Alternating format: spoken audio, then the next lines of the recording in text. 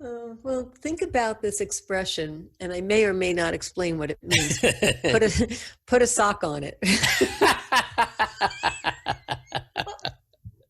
There's a lot of different connotations that can have. There's an insight.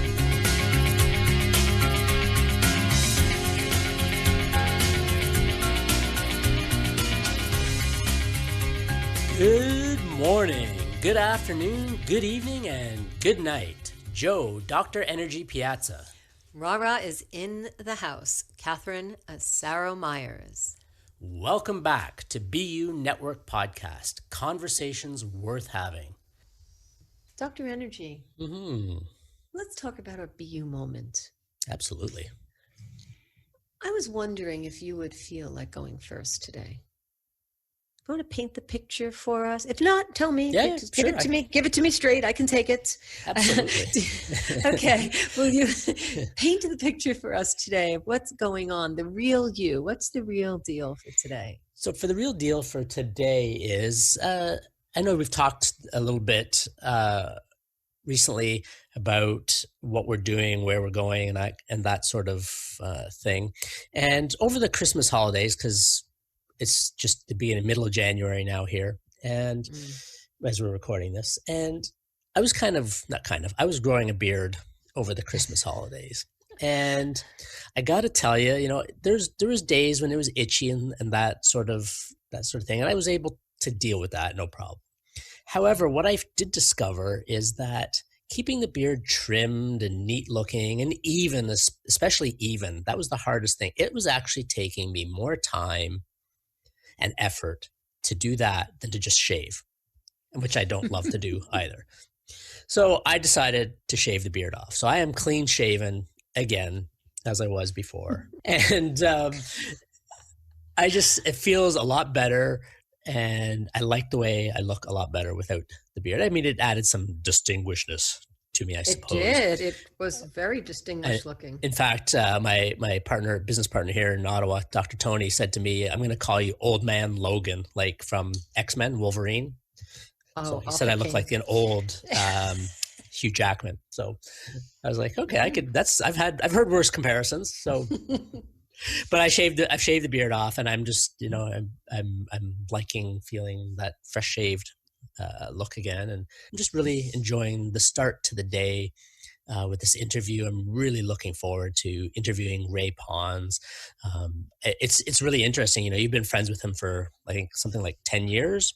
Yes, more. That. And I practiced in Aurora, Newmarket for 15 years, and I was a Toastmaster there as well, and Ray's a Toastmaster as well. And I figured out that I met him at a division speaking contest. But other than that, he and I never really crossed paths in the 15 years that I was in that Newmarket area, which just kind of blows me away about, and especially the connections, the overlapping connections that we have that I never really met him before. So I was really excited to sit down and have this conversation today. Well, it's funny how we get connected to people. We had a show once with Lori, and I was interviewing a guest who was like almost in her backyard. She said, "How'd you get a guest from Tennessee?" And I said, "Well, you told me to go get a guest, and I went and got one, and I didn't know he was your neighbor." And so what happens, you never know where you're going to meet that person again or how it's going to show up. And I love that about what's happening with us with BU Network. Yeah. The people and the connections that we have and how they're coming around, and people that we don't know, and then we meet them and we make these instant connections, friendships. Absolutely. Yes. It's been really, really awesome. So the clean-shaven Dr. Energy is as exciting as the bearded Dr. Energy.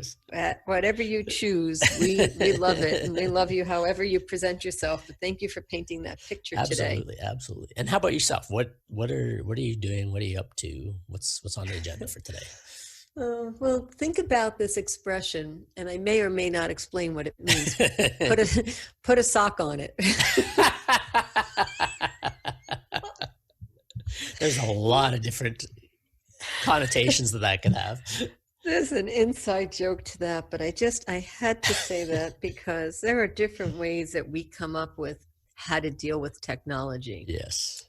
And today I put a sock on it, and I won't say any more about that, but I'm right here in my fridge room, and it looks like spring. I see grass, it's Oh, wow. amazing. I see dirt and trees and grass. The Oh, no. pond doesn't have any water in it, Right. but I'm missing the flowers. Like, I wouldn't know, because when this airs, it will be probably a month and a half or 6 weeks from About now. 5-6 weeks from now, yeah.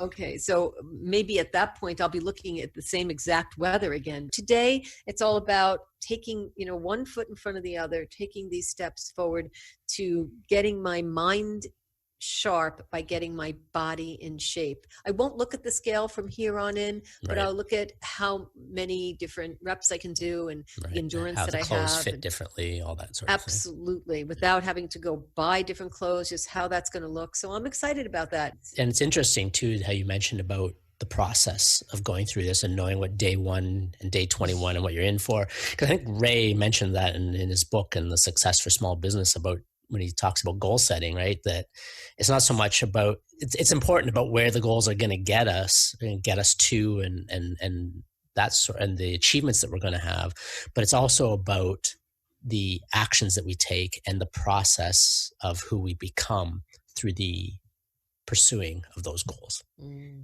Yes, So, good point. The process. Yes, the process. I'm not quite James Earl Jones. This is the process. I think I sound a little scary or creepy. Yeah, I don't have quite half his gravitas. Well, it reminds me of what Sunday said about how she uses different voices and how Right. and that just, I laugh and I think about Sunday almost every day. So whenever we come up against something like this, shout out to Sunday News for teaching us about voices. Absolutely. So Well, this is a good segue. That's a great segue, I think, to go on over and meet Ray and have a conversation about being you and about goals and success in business and the process of attaining your goals. Conversations worth having with Ray Pons. Conversations worth having. Excellent. All right. We'll see you on the other side. Dr. Energy, I have the great honor and pleasure to introduce to you not only a wonderful, great man, but a friend. So let me tell you a little bit about Ray and tell our audience. Sure, that'd be awesome. Ray's expertise is helping small business owners and solopreneurs drive business forward faster in conjunction with having greater freedom, which we all want and strive for, greater fulfillment and happiness in life. Ray specializes in strategic planning. The good old-fashioned goal setting. What people still do that? Yes, it's new. Now it's the new trend of goal setting. Communication excellence and life balance. Sign me up. Yes. Ray has authored 2 books, Finding My Way, BPS Books, and an ebook, Small Business Success, 7 Essential Keys to Start, Grow, and Sustain a Small Business. Dimensions. Now, those are just a few things that I'd like to say about Ray. There are a few other things, if I may, in my introduction. Yeah, of course. Go for it. Thank you. As long as Ray's okay with it. I want to throw accolades at you, Ray. Okay, so I just want to pick out something in particular that really caught my eye. And Ray is a wealth of information. And Ray says this: goals are important, not only for what they bring you, they are critical because of what they demand of you. It is my distinct pleasure to introduce Mr. Ray Pons. Welcome, Ray. Thank you, Dr. Energy, and I am humbled by that glowing introduction, Catherine. Many thanks. I do appreciate that. You're welcome, Ray. We know each other for so many years, and yet I learn something new about you every time. I would love our audience to get to know Ray Pons. So maybe I could ask you a really simple question, and then you tell me how you feel about answering it. Okay. What brought you to this industry? First, of being an author. We also recognize that you're an educator and you have so many other aspects that you are an expert in, but we'll talk about author for just this moment, and then we'll touch on a few others. Just want to touch on the audience as someone who might be thinking to write a book, and then we'll talk about the other things that you do. How did you come into the industry of writing a book and being an author? being a professional speaker, a paid speaker, a book isn't so much a nice to have, it's a must have. It's one of those things that becomes, it's almost like it's a business card for you. It creates this sense that if this guy has written a book about something, he must know something about something. And I'd had this notion that I had a story to share for donkey's years, and I was working on it for 5 years actively, and was no closer at the end of 5 years than I was at the start of the 5 years. And I had the good fortune to get out of my own way and find somebody that could help me. And I found a lady who has great skill, not so much in writing herself, but in helping other people write better for themselves, which is a wonderful metaphor for exactly what I do as a business coach. So after meeting Judy, her name is Judy Suk, she's a wonderful, wonderful lady, and she helped me to channel my thoughts and get it down onto paper. And then with that manuscript draft, I took it to BPS Books, and they were able to edit it with ferocity, and it came out to be fairly decent. And then having done that, which is sort of talking about my story and helping people to find their way in business and in life, Right. I independently was able to write Small Business Success, having learned much more about the process working on the first book. Right. So it is, as you said, almost a byproduct or a necessary byproduct of being a professional paid speaker. Correct.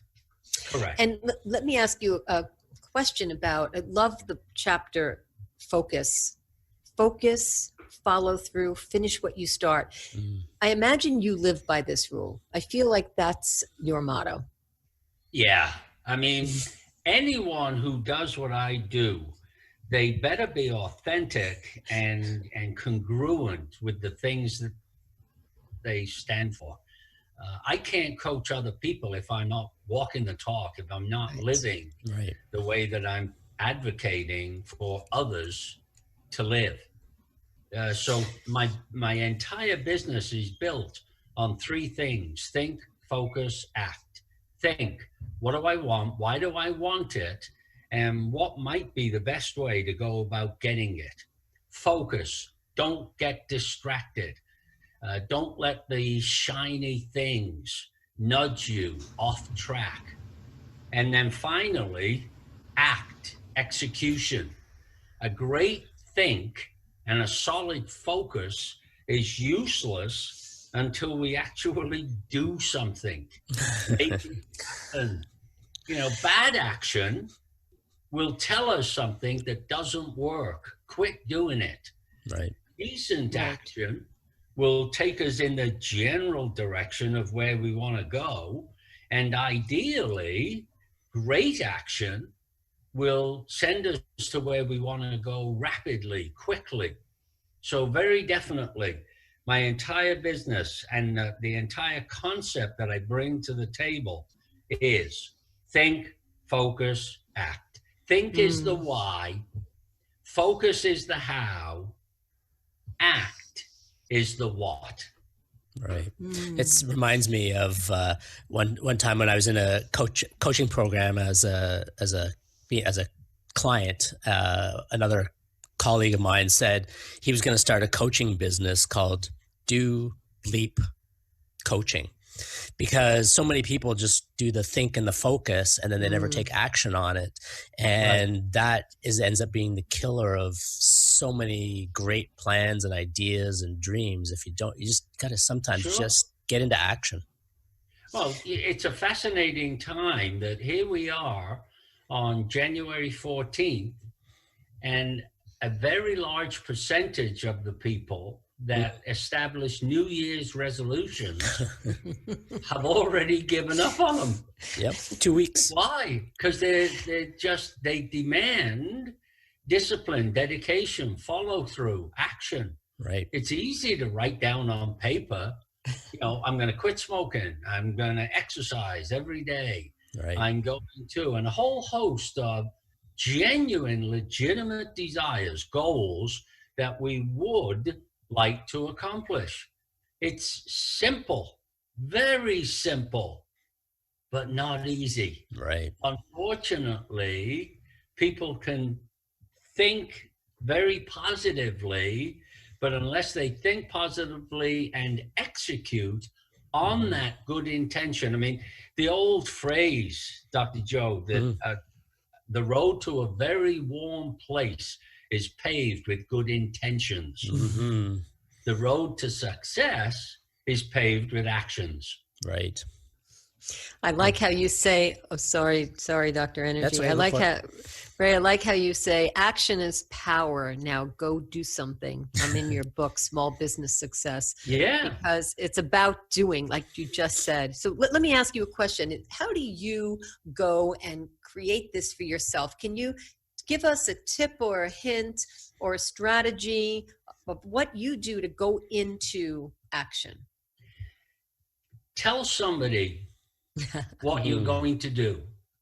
Make your goals knowledge. Now, be careful who you share them with. Right. One of the challenges with setting lofty goals is it pushes people out of their comfort zone.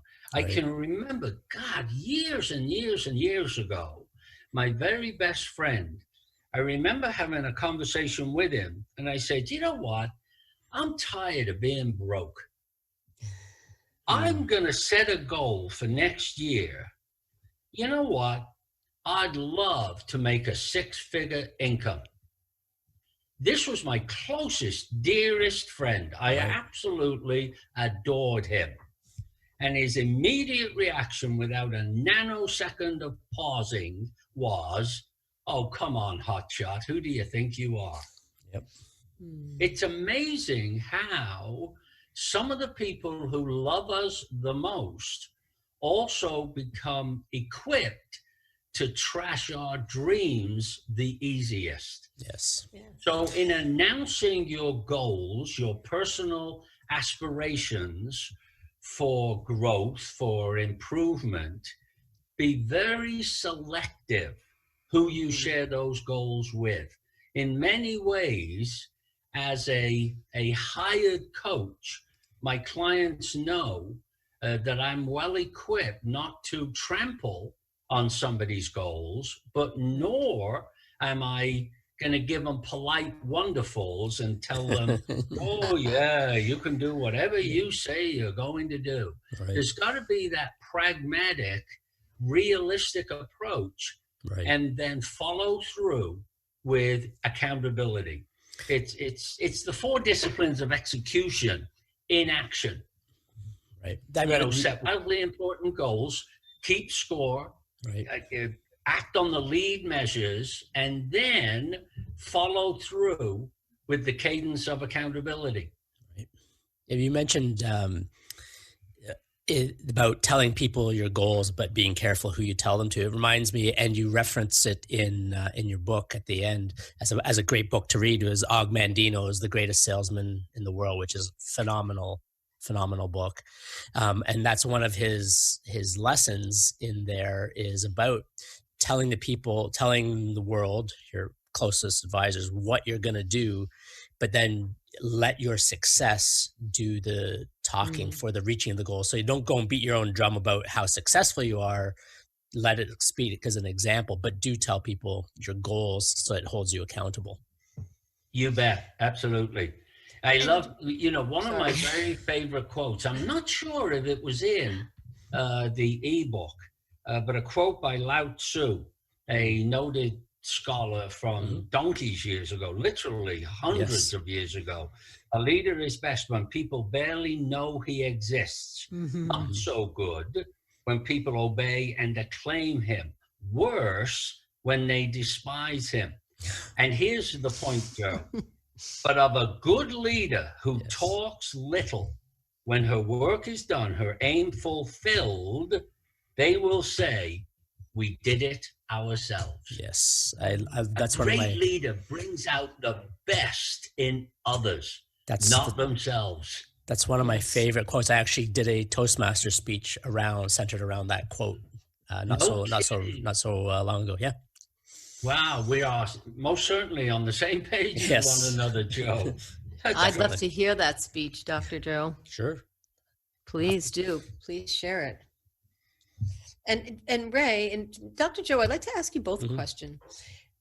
What happens when you come across maybe that someone who you shared something with, like your very dearest friend, Ray, or I mean, if I mention family member, all the stories go through our heads about the family member that, just don't support or say, what about a real job with a paycheck? Or, Sure. But what do you do? What do you do when you come up against, or you cross paths with someone who is not supportive? How do you handle that? So Ray, I'll ask you first, and then Joe, I'll ask you. Sure. What do you do when you come across someone like that? Now, here you are, Ray, you've proven yourself, not that you have to yourself, you're on a path, but yet I'm sure it happens. You come across someone and they're just not a believer in themselves, and therefore it spills over into things to other people. What do you do?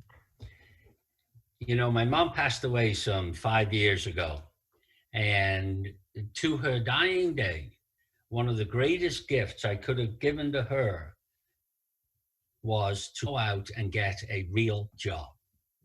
She couldn't wrap her head around not having a regular paycheck every 2 weeks, every week.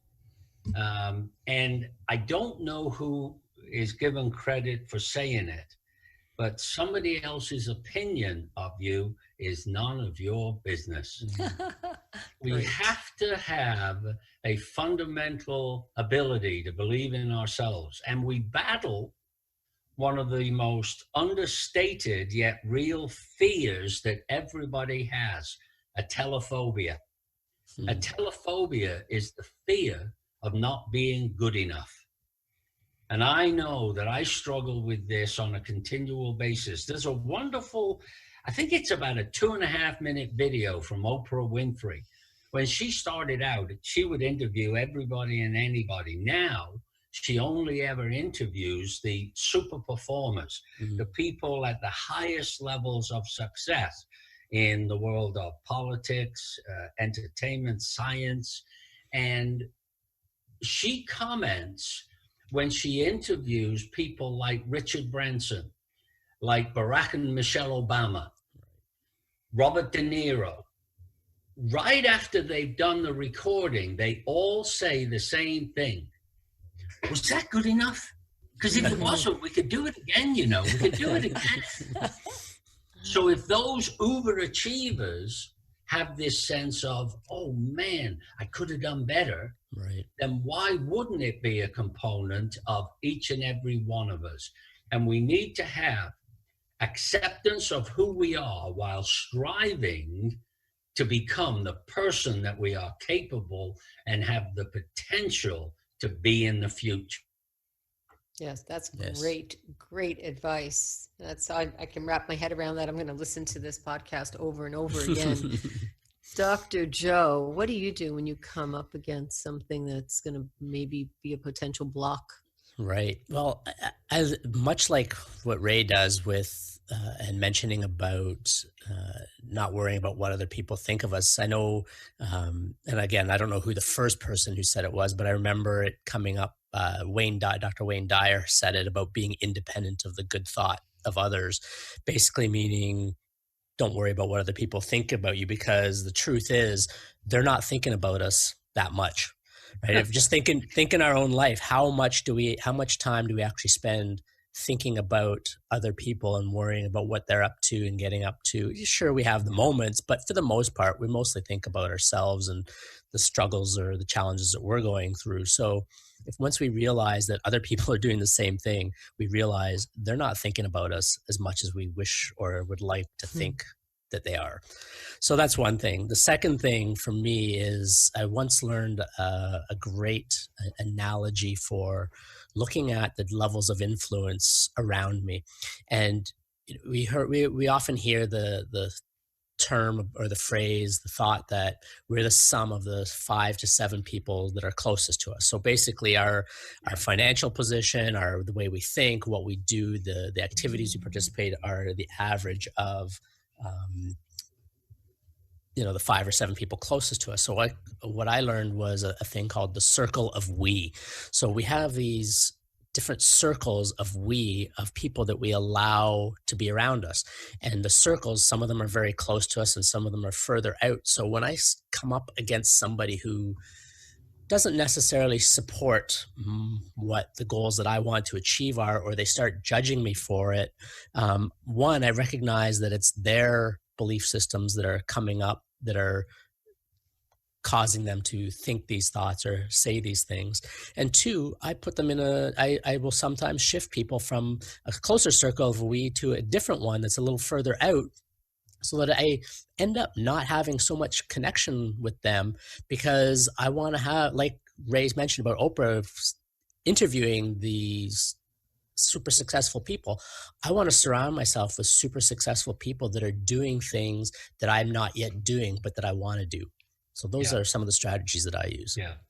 Thank you for sharing that. It's very true that we are the sum of the 5 people that we spend a lot of time with, as well as the 5 books that you have read recently. Right. Leaders are readers. And Yes. the more that we can connect, we live in the greatest society, the tired old phrase, knowledge is power. Of course it's not. Knowledge is only potential power. Right. But you can't be a successful idiot. Well, there's a couple people that are in power in the world right now that people would argue that about, but indeed. I'm going to have to put a memo out about that. Right. But, practice, Kaizen, continuous improvement. Keep working on yourself. Yep. Work on what you do will make you a living. Work on who you are will make you rich. Yes. I'm very fortunate that my clients teach me as much as I help them to grow and improve. Yes. It is truly, I'm very fortunate. My clients are brilliant. And it's a tired old saying, but we have created very solid win-win relationships. I strive to do my very best to help them, and I know that they are perpetually helping me. Beautiful. I think that's a really important thing for us all to recognize, is that as the coach or the mentor, we don't have all the answers. And so in that vein, I'd like to also ask Catherine about a strategy that she has for dealing with this, because I think we can all learn from each other. Thank you. Thank you so much. I'll give you a real live story that is not even 3 weeks old.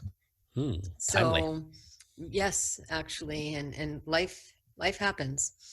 So I recently was feeling that I was attacked by someone who really loves me, who I know loves me. So that was a block, because I felt attacked. I felt non-supported. And as I was going through the emotion of that and the logistics of it, and my left brain and my right brain weighing the pros and cons of what was this greater message for me, right? How would I learn from this and rise above? Here's what I did in the face of adversity. I decided to make that horrible day, because for me it was a horrible day. It wasn't good at all. I thought, I am not going to talk about this as a horrible day. I am going to change the outcome of this day by doing something so great that when I speak about it, everyone will ask me, what did I do? I changed my mindset. Right. And I immediately took that as fuel, and I went and I did something, and I accomplished something that I had no plan on accomplishing within 24 hours. And that was qualifying and being invited to the executive leadership retreat, which takes a lot of work. Mm-hmm. And that was not a day I wanted to remember as the day that I felt bad for myself or felt like crying or that I was shaken. That's not how I wanted to remember it. I wanted to remember it as bring it on, because we all get what we're supposed to get. That was a message for me to move it and do it. And Right. by turning that around, I had an amazing lesson to teach anyone who's willing to listen. Right. So I faced adversity, and I converted that adversity into fuel to do something fantastic. Right. Thank you for asking. Catherine, one of the classic books of all time is Viktor Frankl's Man's Search for Meaning, a deeply disturbing book about his experiences through the Holocaust in the death camps. And I go back to it repeatedly, even though it's decades old from its first publishing. Great book. And the point of the book that connects with me, that I need to be reminded of on much more frequently than I care to admit, of all the human freedoms that can be taken away, the one that cannot be taken is the power to choose how we think. There are times when I'm throwing a pity party and I have to be reminded, Queen Bee will remind me, being sad is a choice that you're making, hotshot. Cut it out. And it's so correct. If Frankl can choose his mindset during the Holocaust, what the heck am I doing getting all ticked off because I didn't get a new client that I was hoping to get? Put it in perspective, exactly. Well, Ray, you do say something in chapter 4, plan. Slow down, reflect, think, and plan. Yep. And I admire that, because we do need, thank you for that reminder, we do need to use that time, that's planning time. I want to say something before I ask everyone a question. This time of planning, whatever you decide to do or however you do it, it's important. You wrote a book, you speak, you wrote more than one book. You write books, you coach people, you speak, you present. There needs to be some time with you and that brain of yours to come up with the strategy. I remember one thing that you taught me, and you taught me so many things, Ray, but I'd like to point this out before I go on to the BU moment. You taught me when we were sitting in Newmarket in a networking meeting, and you said before I spoke, speak slowly so that in your mind you feel like you're speaking slow, and everyone will hear you in the way that you want them to hear you, as opposed to speaking really fast and trying to get all the information in. I never forgot that. It was such a valuable tip, and that made me think. It stops me to think very often how my head is going and how my mouth is going. It's not a race. It's fascinating that people think very little about how they think. And when it comes to public speaking, your mouth can work at best at 100 words a minute. Or I suppose if you're a really fast talker, maybe 110, 120. But your brain functions, according to the experts who ought to know, at a rate significantly more rapid than that, as high as 800, 900, 1,000 words per minute. Yep. You can't keep up with the pace of your thinking. So you gotta control what you can control, and that's your speaking pace. Don't try to keep up with your brain. Craft your message, keep it simple, and then focus on delivering that message slowly, succinctly, with clarity, consistency, and an overall sense of collaboration. Yes. You're not there to impress them. Right. You're there to impress upon them the point of what you are saying. Excellent. So well said, Ray. Yes. That is such a great segue into what I'm going to ask us to contribute now as a as a circle, as a group. We have a section in our podcast called the BU moment. And the way we explain that is our takeaway. So I would like to go around the room and ask you, what is your BU moment from today's podcast? Wow. Shall I go first? Yes, absolutely. Yes, guests, please. Guests first. Yes. Yes. You know, I'm reminded of the old saying that just about everybody has heard at some point in their life. Thoughts create feelings. Feelings create beliefs. And beliefs are the filter that distort facts and destroys courage. One of my blogs on my website, and there's a number of different blogs, and I'm not self-promoting so much, just go to the website and download the blog. They're all there. You just cut and paste. They're free. There's no charge. I don't collect emails, or it's not going to be a marketing strategy. Right. But one of the most popular blogs is lies. Why do we lie? We lie because lying is easy. And we lie principally to ourselves. We self-justify the beliefs that we hold, whether those beliefs make sense or nonsense. One of the stellar books, again, that I would recommend, Mistakes Were Made, but Not by Me. It's by Carol Tavris and Elliot Aronson. And self-justification is a common lie that we tell to ourselves first and others later so that we don't look stupid to ourselves or anybody else. It's a delusion. Be willing, the toughest thing to open is a closed mind. Make sure that you think by design, not by default. That would be the biggest takeaway. Monitor your thinking. You want to make quantum leap improvements. A change in mindset is the first stage. Thank you. Thank you, Ray. I appreciate that. Dr. Energy, what is your BU moment from today's show? There's a great little poem that Ray included at the end of the book Yes. in Small Business Success called You Never Know.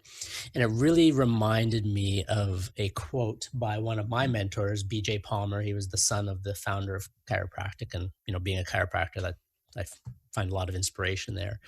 And he said, you never know how far-reaching something that you think, say, or do today will affect the lives of millions tomorrow.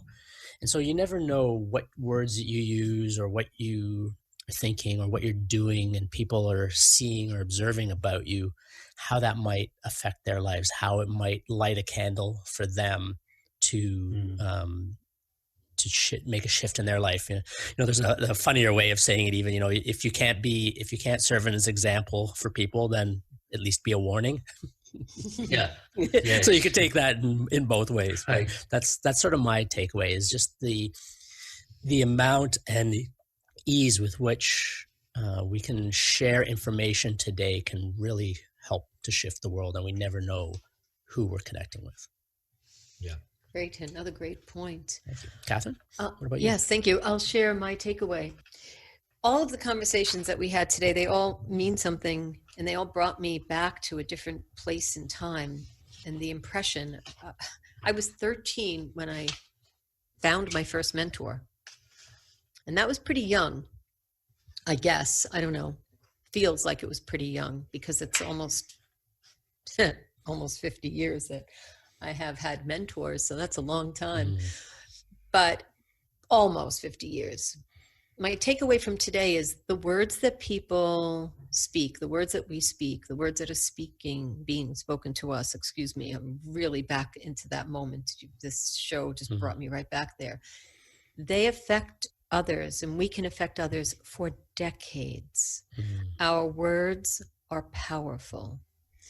We need to really understand that when we craft our words, they can change people's lives. And that mentor, when I was 13, changed the trajectory of my life. I was empowered before that moment, but those conversations empowered me to this day, that I remember what happened and what transpired. And that coaching was that I could do anything. And I didn't know not to believe him. I believed him. That was what the school system brought me to. That was the way it was set up. It was set up to help and educate and empower. So when you're educating and you're empowering and you're speaking to people, it doesn't mean that their age of however old they are, that you're not getting to them. They may not know it till much later. But what today's takeaway is that our words are very powerful. And I thought about the first time that I felt an impact by a conversation with someone almost 5 decades ago. So thank you so much for that. This is awesome. Really makes it warm in this room that I'm in. I'd like to ask if Ray can tell us your favorite way that you would like your audience to connect with you. People can contact me, 905-713-7815, or they can visit my website, www.raypons.com, or email ray@raypons.com.